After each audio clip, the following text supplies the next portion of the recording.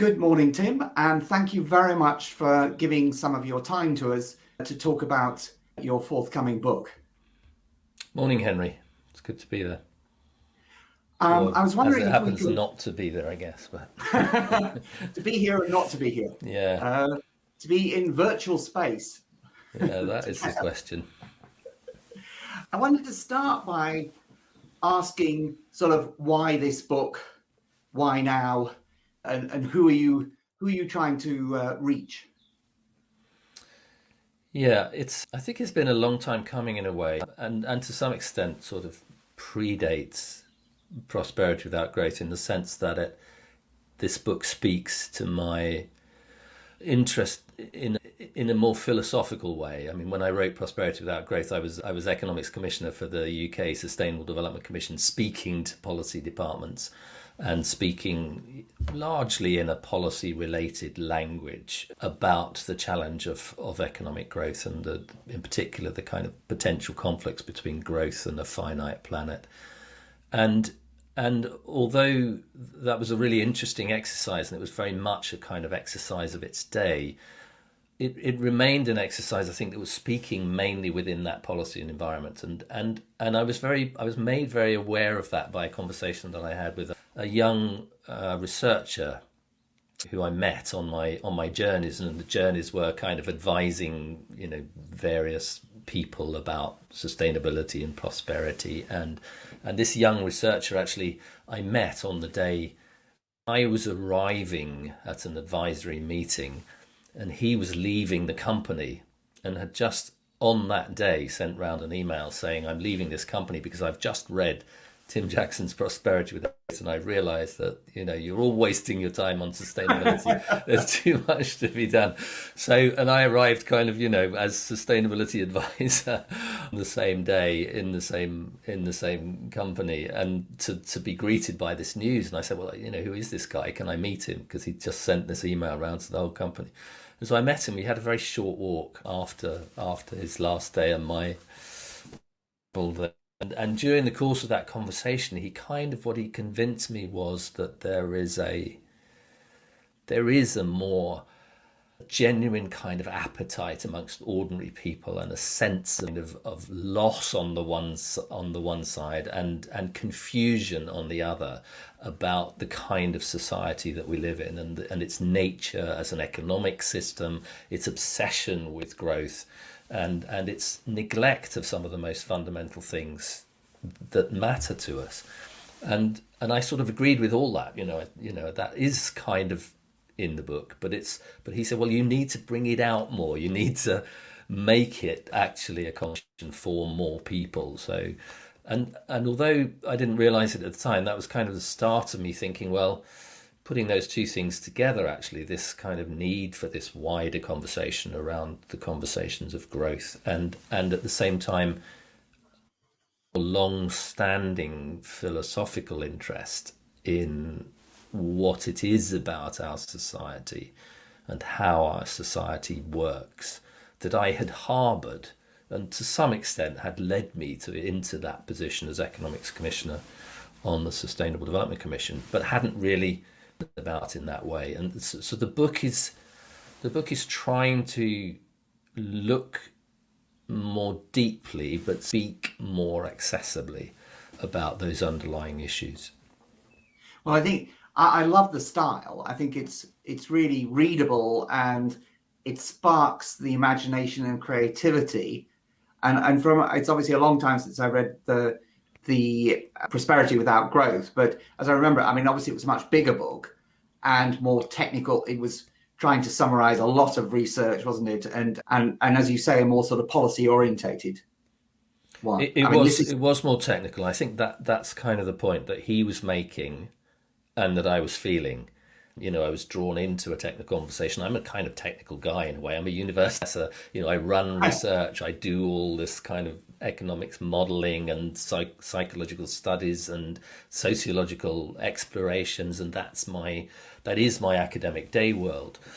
But I think, and it's quite difficult in some ways to sort of step outside of that. But stepping outside of that is very much wanted to do with this book, and for it to have a different style, and for that different style not to not to neglect the sort of the philosophical depth that has to underline this inquiry, but to sort of, to set it aside a little bit in the process of finding a way to speak about the issues that would be less technical and more accessible. But you are, as well as being a researcher and having that sort of technical dimension, you are also a writer, aren't you? You've written plays and Yeah, stuff I like that. mean, So you bring those it's aspects to the task. yeah, I definitely did. I mean, in the past, it's been quite interesting because my playwriting and my academic work have been like two separate tasks, and I always kind of they were separate in my mind, and I would flip from a day when I was doing academic meetings to an evening when I had to do some work on a radio commission or a play or something that I was writing, and it would be like kind of flipping between those two places in my mind and being and approaching them in very, very different ways. And the playwriting, when I was doing it, was gave me the space of freedom, actually, freedom of thought, freedom of expression, freedom of emotion, maybe even as well, that an academic professor doesn't have. You create your academic status by making scientific arguments along particular lines and holding to that view, and you're expected to defend that view in a way that actually can be quite intellectually constraining sometimes. Whereas a playwright, you can introduce anybody into your play, and the best characters, actually, I think, in my plays were the people that I agreed with least, the kind of alter egos that hide beneath the veneer of our everyday lives. I could exercise them in the plays, and they were all, and it had that sort of separation between the academic work and the playwriting. And very definitely, as I approached this task, I began to realize that actually it was about kind of bringing those two sides together a little bit more, speaking creatively about the academic world in which I'm embedded, and indeed thinking about creativity in ways which are more structured perhaps than a playwright has to do. And that in itself was interesting in the process of writing. And I suppose I remember you telling me, I think 2 or 3 years ago, that Prosperity Without Growth had landed on Gordon Brown's desk on the day before the G20 got together to reinvigorate growth. Yeah, I think it And was it was the Friday. It was the Friday before the Monday on which the report was launched, and the G20 was meeting in London. That was the yeah. so the That's report, in terms of the government, died. Obviously, it became then a book that a very well read book, but the policy community did not, certainly in the UK, grab it, did they? So, how do you feel now? Here we are, more than 10 years later, in not radically different circumstances economically, after a crisis, with probably people in the policy world thinking about how they can restart growth in a not dramatically different way. But now you've got a book that is aimed at a different audience. Is that purposeful, or do you think that could have more influence? Or yeah. I'm not sure. I mean, it's a quirk of circumstance that both books were kind of written in such extraordinary circumstances in a way that and I had not planned that. Prosperity Without Growth was 3 or 4 years in the planning, and before yes, the financial crisis was a twinkle in Lehman Brothers' eyes or whatever, and this book was also commissioned before the pandemic struck, and I had begun to think and plan it before the pandemic arrived, and so neither was planned for the circumstances in which they find themselves, and certainly, the circumstances of the financial crisis were deeply relevant to the way that Prosperity Without Growth kind of played out, both in terms of its difficulty landing on the desk of government, and in terms of its kind of wider appeal in the aftermath, where I think people were kind of looking for alternatives a little bit too late in terms of the financial crisis. The conversation about the failings of the economic system, the critique of neoliberal capitalism, the role of government in in protecting society and protecting the environment. All of that was there in the background somehow, but it hadn't led to the point of saying, look, there are very specific ways in which you do things differently. This is what's on offer. This is what's on the table. And there were conversations at the time that if we had been better prepared as a set of people talking about alternatives, we could have had A, B, or C, to lay at the feet of government exactly when they were looking for that policy, and it would have been the moment of change that we'd all been looking for to do something different. And there were elements. There was a moment in, I think it was January 2010, when Gordon Brown went to Davos and began to talk about green stimulus and the Green New Deal, and began to almost create a consensus around some of the new ideas that are still trying to forge their name now. And then, of course, the political ramifications of the crisis. Gordon Brown's out of lots of the governments that were in power through the crisis find themselves out of crisis. A backlash from neoliberal capitalism itself that launches us into austerity, and actually that moment of time was lost to that crisis, and it created a set of conditions actually that in some ways prepared us very poorly for this crisis, for the pandemic, because austerity ripped the heart out of our healthcare systems, decimated social care, left many people with precarious livelihoods, and they turned out to be the people who were most important when this crisis arrived. And the political fallout as well of having generations of people who'd kind of been left behind, and their political alienation leading to a sense of frustration with elites and motivations that led to things like Brexit and the election of President Trump. I mean, I think the history of those 10 years has been so extraordinarily profound, are necessarily in a very, very different place now than we were when Prosperity Without Growth was published first in 2009. Is it a place that's ready and waiting for these kinds of messages? In some ways, I would say yes. There's never been more readiness to kind of question the economic model we're living under, its impact on our society, the social conditions it's given rise to, the shortcomings it's had, and the damage it inflicts on the planet. 2019 was almost the peak, if you like, of a kind of understanding that the economic system has to change. And I suppose I'm thinking about Extinction Rebellion and the school strike, enormous uprising of sensitivity around these issues, and the fact that governments appeared to be gearing up to listen to it. Yes. And then the pandemic strikes. And it's no longer an easy question to answer. Are these conditions under which these ideas can thrive or flourish? Because they're very definitely ideas that are relevant to this point in time.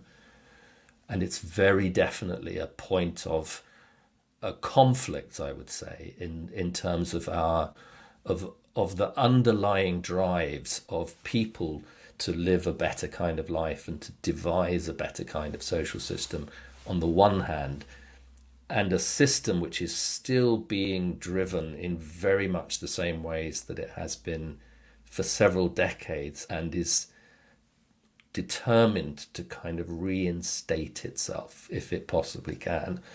We don't know, and I don't think we can really predict how two different things are going to play out. But I suppose my kind of philosophy on that is, you say the things that need to be said, whatever the time of day it is, and if there's an audience for that, then people, hopefully that's a valuable thing to do. And you talk about the sort of Davos elite, and in your book, and then they are beginning to get a bit worried. Do you think? I mean, I know I've heard it said, historically, that change happens when a significant part of the elite sort of peel off or decide that, the current status quo is not actually working for them either. Do you see any sort of peeling off, or rather than sticking together in the elites? Is that? I think there it was interesting because that observation that there was a kind of concern amongst what you could really call mega capitalists Yeah. about capitalism, and that was just over a year ago. It predated what subsequently happened, the history that sort of derailed everything way, but it was a very specific self-examination by capitalism of capitalism, and you could certainly be very critical about how deep that was, and you could certainly be very skeptical about the people who were exercising it. They were the who had benefited from the capitalism that they were now critiquing. And when you listen very carefully to what they're saying, it was something they were saying something. Capitalism is dead. Long live capitalism. And they were saying, we recognize that there are things that are not right here. You believe us, and then everything will be fine, and then you'll have responsible capitalism, or smart capitalism, or green capitalism, or woke capitalism, as the New York Times described it, and everything will be fine. We'll be back on the road, and it was it was an extraordinary moment in time, really, not just because of that self-examination and the intensity with which it was carried out in Davos in January 2020, but of course because of everything that was about to follow it, in which actually all of that would be thrown up in the air. The concept of what is capitalism itself was almost thrown away in the process of managing Yes. the pandemic, and things that we could never have foreseen passed into process in the matter of not just months or weeks, but days, in which decisions were made that we couldn't have believed were possible. And that was that in a sense that's a kind of extraordinary sort of understanding of how bounded our worlds are by the ideologies that institutions embody, particular sets of assumption about how the world should work, does work, will work, must work. And there are, at the end of the day, and I think this was the kind of one of the fundamental lessons from that short period of time, they are all malleable assumptions that are held in place by the force of ideologies that permeate our world. And as kind of almost like a kind of gossamer mist, as they dissolve, actually the boundaries of possibility do expand massively to different kinds of world, different kinds of institutions, different rules to the game.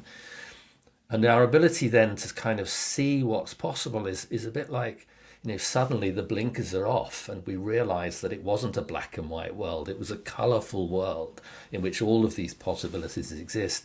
That seems to be something that is worth fighting for, to preserve that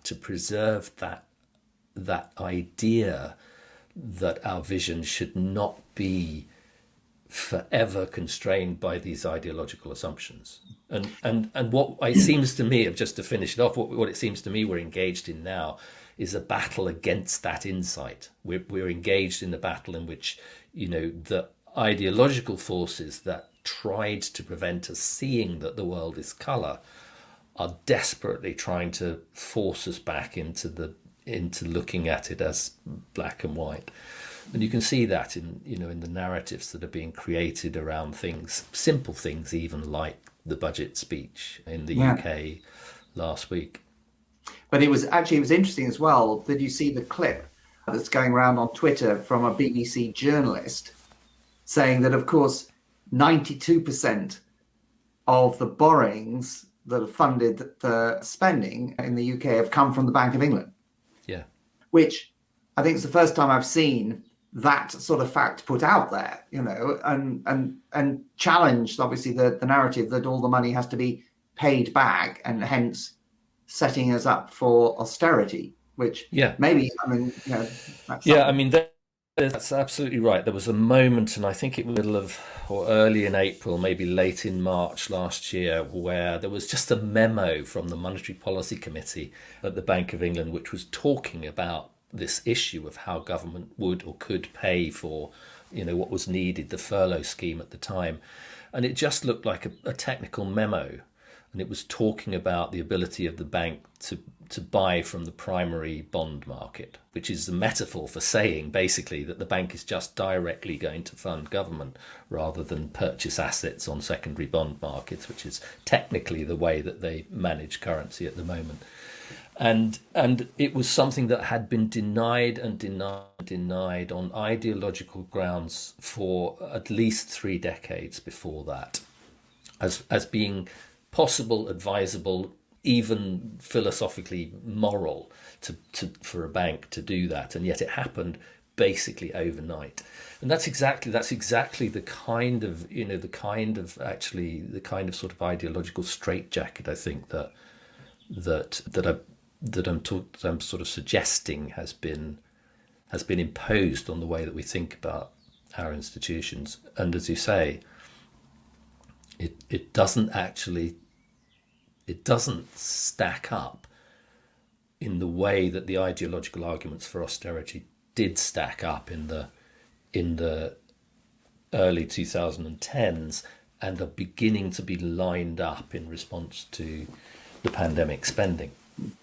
And I suppose you don't have the bad guy of the previous government quite to blame in the same way. But I just want to move on to this issue of power more generally, because in the book, in the chapter there, you talk about a lot about civil disobedience to deal with the fact that, of course, the powerful don't want change and the less powerful do. So do you see that as you say, that the elite are trying to control, get the genie back in the box and reinstate the ideological framework? So you see the only way to challenge that is by the sort of XR civil disobedience expanding and this conflict going to grow. I think what I was doing in that chapter, to some extent, I think that civil disobedience does play an absolutely crucial role. It played a crucial role actually in shifting the government's position on net zero in 2019. There's no doubt at all that happened because of the school strikes, because of the interactions with Greta Thunberg, because of Extinction Rebellion, to probably the politicians would say to a much lesser extent. But government was listening to civilly disobedient people, and that was an important part of the policy process that was on the verge, at least, and actually led to some substantive changes in policy. So I think, in a way, that argument was kind of made. The that I was trying to do there, though, was to connect the idea of disobedience to the idea of power, and to show how, in fact, our systems of governance and our systems of power have sort of excluded the concept of civil disobedience, because they have become almost a set of apologistic arguments to preserve status quo, privilege, wealth in ways that don't actually, at the end of the day, accord with the public good. And I think that's a very specific, what the argument I make in the chapter is, that's a very specific historical process of almost condensing the idea of life, liberty, happiness, and possessions to the idea of possessions, and that government's role is to protect possessions and ownership of people. So John Locke, had a much broader view of what government should be in terms of life, liberty, and happiness, and it becomes condensed over the years into a set of institutions that protect the ownership of property. And that's, that's a fundamental mismanagement of governance and a misinterpretation of governance. And it isn't the basis for political power. It doesn't exist as a legitimate moral basis for political power. And it's been undermined in ways that we've barely been conscious of through a set of revisions of what democracy is doing, a set of revisions of how governments are funded, a set of revolving doors between vested interests in ownership on the one hand and government positions on the other. And that has denuded our concept of governance, and it has delegitimized a sense of democracy and power and government power. And I think, it's a very I hope that people will get to that chapter, and I hope they'll kind of, stick with it, because in some ways it's quite a complex chapter in the book, but it also has, it has within it the nugget of what power might otherwise be and what it might otherwise mean. And I kind of take the inspiration from that, perhaps a little creatively from a more Buddhist philosophy of what power is and what it means. And I tried deliberately to juxtapose those two visions of power and to see how one has become so corruptible, actually, at the same time as recognizing that the other vision of power, the art of power, in the phrase of Thich Nhat Hanh, is actually essentially still available to us at the personal level, available to us at the community level, available to us as civilly disobedient people, available to us actually, if we want to claim it, as governments. And I, the hope is, I suppose, that in that sort of curious and rather heady mix of philosophical ideas on the one hand, life stories on the other, and creative vision, that something positive will come out of that. We think ultimately that the government is not working, and civil disobedience only arises as a response to the failure of government to represent people's interests properly. And I think that's what we've seen. Yes, I think you're right. And I certainly, I was interested to see recently there is a network, for instance, of civil servants in government promoting climate change, action. And I think that would be unheard of previously, that people could, civil servants could say they have a space, if you like, a legitimacy themselves as individuals to, in a way, have a perspective on what government's doing. So I think that must be quite hopeful, mustn't it? That there's a feeling that people are not willing, are fed up and have had enough, in some sense. I think that's right. They're fed, and that was recognised actually in the civil disobedience of 2019, and was listened to some extent, is also enormously hopeful, and that sense actually of possibility for change that process has given us in the particular circumstances of the pandemic, I think does speaks to a very, very different set of people, set of ways of thinking about these issues, and set of possibilities for the future. Brilliant.